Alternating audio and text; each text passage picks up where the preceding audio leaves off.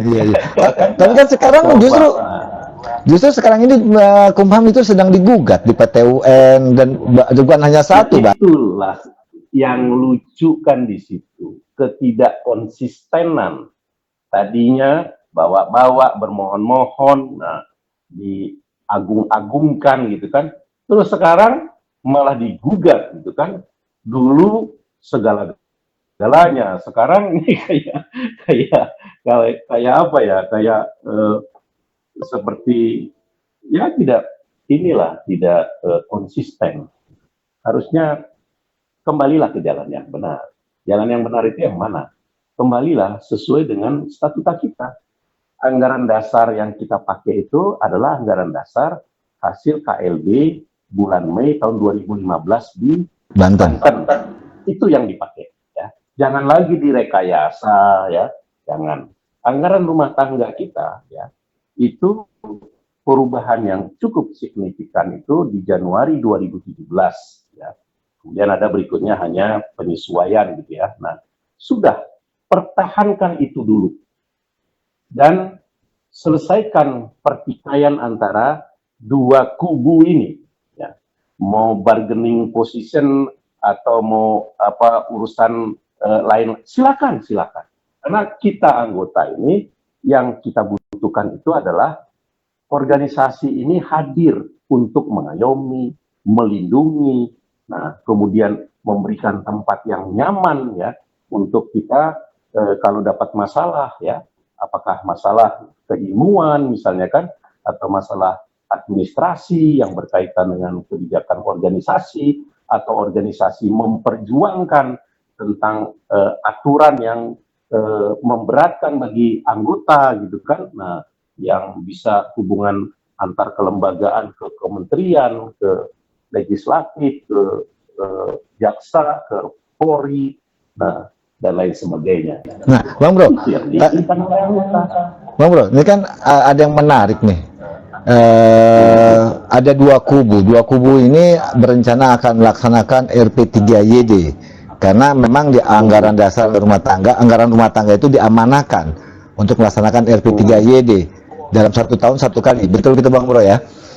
Nah, ada kewenangan dari RP3YD untuk melakukan sebuah perubahan. Nah, pertanyaan saya, saat ini kalau merujuk ke UJN, IN ini satu-satunya wadah, hanya dualisme kepengurusan yang ada di dalamnya.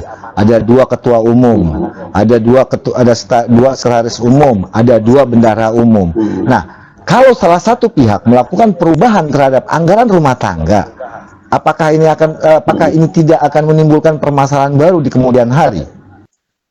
Dan apakah Ya, pasti. perubahan yang dilakukan oleh pihak yang satu akan diterima oleh pihak yang lain? Sekarang bukan masalah dua kubu nih ya. Ada KLB, ada Kongres. KLB mau RP3YD, dia merubah ART ya. Kalau yang produk Kongres akan terima, sudah pasti nggak terima. Jadi nggak usah bicara antara dua ini, pasti saling tidak akan menerima ya. Nah sekarang kita pertanyakan kepada anggota mau terima nggak dengan kekisuran? Tidak mau. Yang anggota tunggu itu berdamailah kalian ya. Bagi kami nggak penting siapa yang menjadi ketua umum ya, tapi jangan bikin malu kami, jangan bikin susah kami. Gitu. Evaluasi aja misalnya kebijakan program yang tidak berpihak kepada anggota, yang harus berbayar mahal, yang terlalu membirokrasi gitu kan, harusnya dipermudah. Nah, terus manfaatkan teknologi informasi IT misalnya kan, nah untuk mendukung pengelolaan organisasi. Itu aja yang diinginkan oleh anggota. Ini bukan, oh dia, kalau sekarang RP3YD merubah, misalnya ya, disebut tadinya nomenklatur, terus meratifikasi jabatan ketentuan yang salah-salah itu terus disahkan. Ya ini kalau yang kemarin ikut di KLB sudah pasti ya membuat dia sedih. Kenapa sedih ya? Nggak ada gunanya saya datang kemarin ke KLB, bayar ongkos, hotel, waktu habis, mencurahkan segala daya pikir ya yang terbaik untuk organisasi. Ternyata dikangkangi oleh orang yang diberikan amanah. Sedih nggak? Ya sedih. Tapi orang yang mengangkang ini ngerti nggak kalau dia mengangkangi itu? Yang saya khawatir dan menjadi lebih sedih, dia nggak ngerti. Nah, kan kacau kalau begini. Iya kan, kalau memang itu yang terjadi, ya kan karena tidak pernah ada klarifikasi ya. Jadi kalau dirubah ART ya, ini berarti akan menambah permasalahan yang baru, bukan menyelesaikan. Jadi saya berharap ya, kawan-kawan yang memang masih peduli dengan bersatunya INI tidak terpecah belah dari daerah-daerah, manfaatkan RP3YD itu untuk mengevaluasi kinerja ketua umum.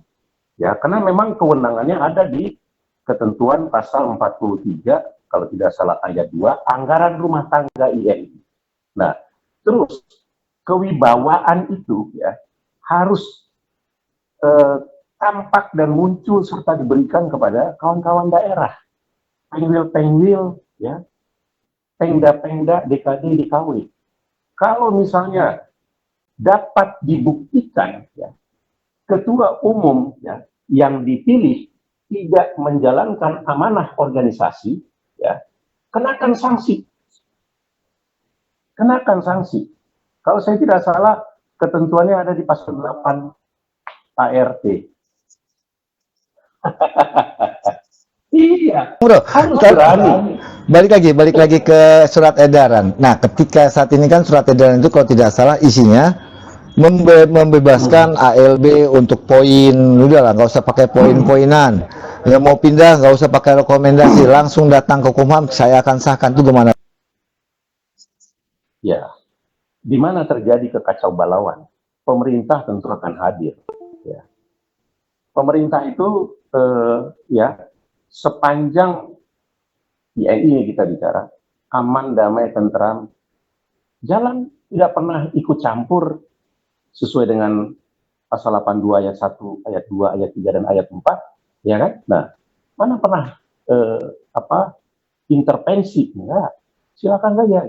Nah, tapi sekarang kekacau balauan ini semakin menjadi-jadi dan ini bro bisa bayangkan ya, yang bertikai itu kan 2 PPINI, terus yang satu konsolidasi ya, dan konsolidasinya ini ke pengwil-pengwil, kemudian konverwil satu daerah itu diikuti oleh 99% ya, 99% misalnya peserta, dan terpilihlah ketua pengwil sudah sesuai dengan aturan.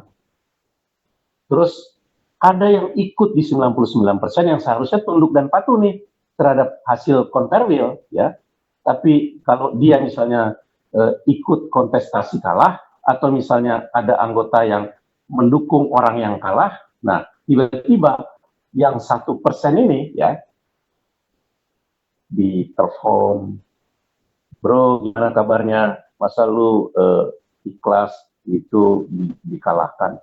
Iya, oke. Kita kasih PLT ya. Nah, bawalah ya beberapa, ya 5 orang juga boleh ya. Nah, nanti kita kok yang sah. Oke lah katanya. Dia terima tuh PLT. Coba 99% itu bisa berbanding sama dengan PLT. Nah, terus turun lagi ke bawah. Mereka konperda ya. Mau 99% lagi konperda diikuti dengan tunggang langgang, apalah kita kompak dengan yel-yel gitu kan.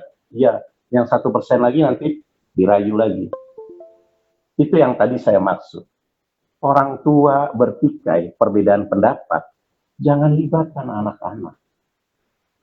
Jangan pengaruhi anak-anak. Kalau anak-anak bilang kan, Papa Kiting, aku nggak mau ini begini, kasihan Papa Kiting. Nah, ya, nggak apa-apa, kita lagi mendiskusikan sesuatu untuk kebaikan kita bersama. Papa Kiting sayang ibu, ya. kecintaan ibu, bla bla bla. Begitu kita